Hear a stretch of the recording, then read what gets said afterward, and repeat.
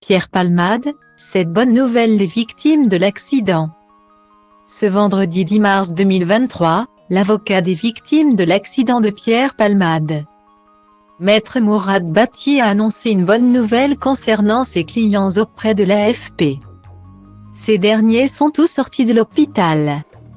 Il y a un mois jour pour jour, Pierre Palmade était à l'origine d'un grave accident de voiture sur la départementale 372 en Seine-et-Marne.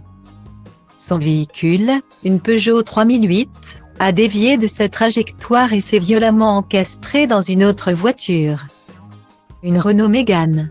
Dans les premières heures, le pronostic vital de l'humoriste était engagé ainsi que celui des autres passagers.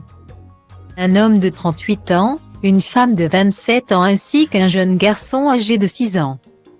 Rapidement, les analyses toxicologiques ont révélé que l'humoriste conduisait sous l'emprise de la cocaïne ainsi que des médicaments de substitution qui auraient été consommés seulement 30 minutes avant le drame. Camille, un homme présent dans la maison le jour du drame et dont le prénom a été modifié, s'était confié auprès de nos confrères de BFM TV sur les heures qui avaient précédé l'accident. J'étais arrivé la veille au soir. On était 3 ou 4. C'était une nuit de chansex avec consommation de drogue de synthèse, médicaments et d'alcool, dans un climat festif. À la fin, j'ai senti que j'étais de trop. Je suis parti. Il allait faire venir d'autres personnes et en faire partir d'autres. Il était désagréable et agressif, avait-il confié.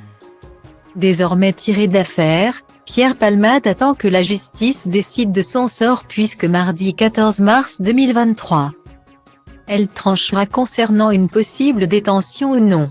En attendant d'en savoir un peu plus, c'est Maître Mourad Bati, l'avocat des victimes, qui a donné des nouvelles.